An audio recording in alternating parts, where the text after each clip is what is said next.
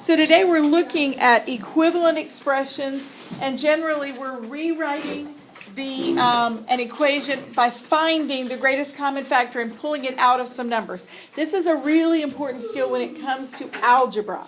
So right now it may not seem like it's super helpful or useful. It will in the future. So just stick with me on this skill because you'll see it in the future.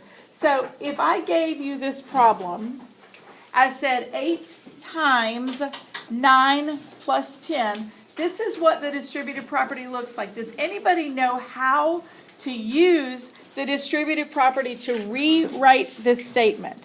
How to use it? I don't really want you to tell me what the answer to it is. We'll talk about that in a second. But just how to use the distributive property to rewrite it. Do you know, Declan? 8 times 9 and 8 times 10.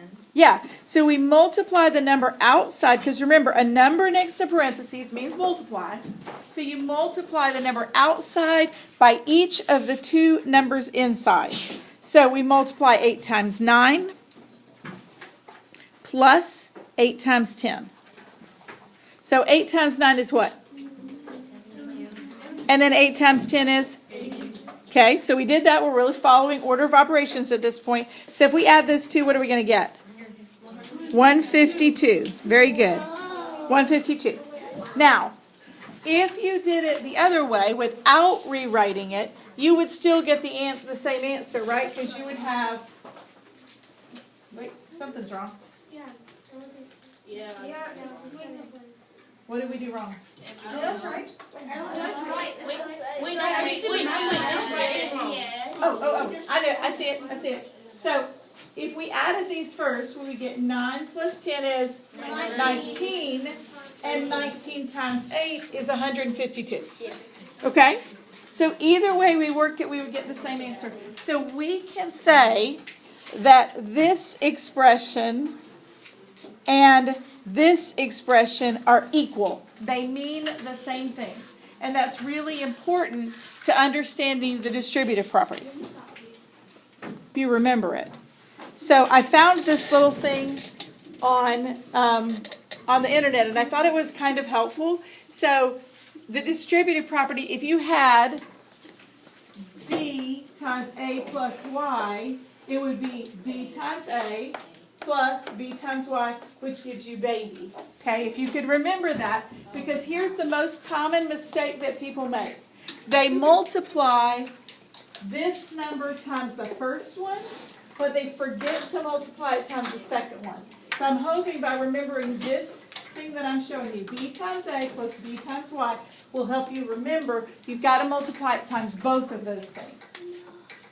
Okay, and then at the bottom they have an example with numbers, which we're going to get to in just a second.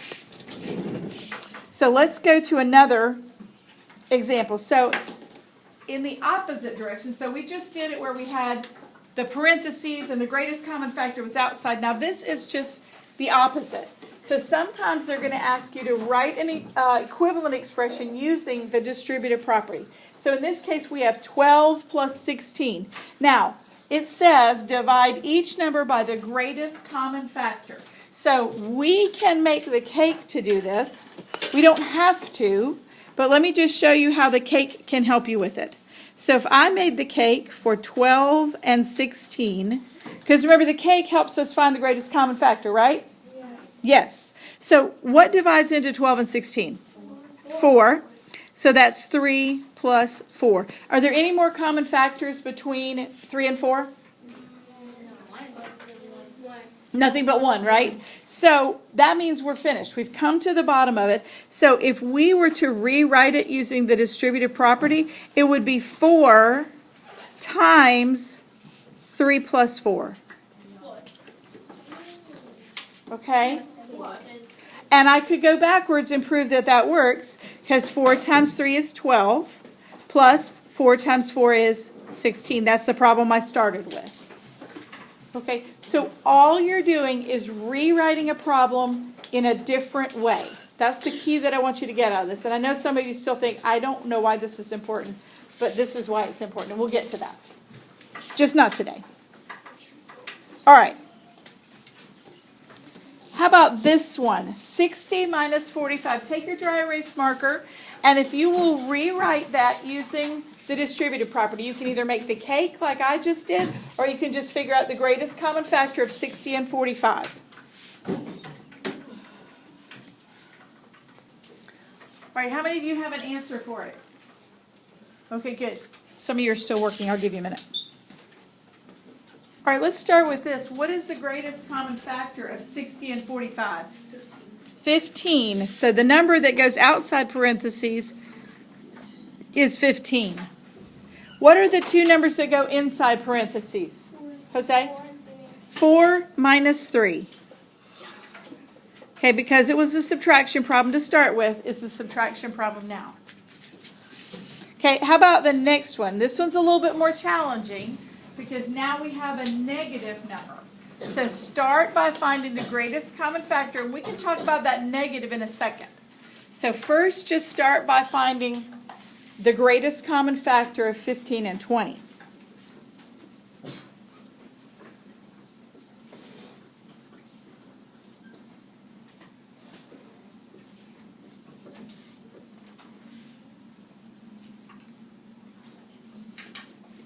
Okay, so, and I put the negative in there as I was working. I left it off the first time.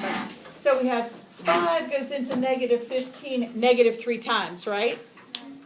And then 5 goes into 20, positive 4 times. So what goes outside of our parentheses? In other words, what's our greatest common factor? 5. What goes inside of parentheses? Negative 3 plus 4. Negative 3 plus 4. This is the one where they gave us the greatest common factor, and they want us to distribute it to the two numbers inside.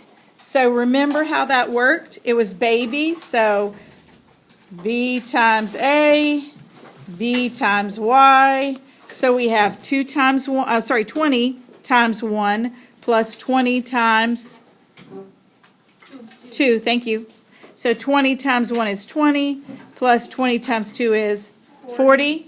So if I asked you just to rewrite it, not to solve it, it would look like that. So 20 plus 40 is the same thing as 20 times 1 plus 2. Okay? You see, all we're doing is manipulating numbers back and forth. That's all we're doing. We're just rewriting it different ways. Okay, see if you can figure out what these would be written out the other way. So you don't need to add them together. Just tell me what they are written by distributing the greatest common factor. So we had 5 times 10, that's 50, plus 5 times 3, that's 15. That's all you had to do. Remember baby, B-A, multiply those two, B-Y, multiply these two. Hoping that baby thing will help you remember it, because that's the most common mistake. All right, so we have 50 plus 15 for the first one. Now the second one was a little trickier because we're multiplying by negative 3. So we have negative 3 times 4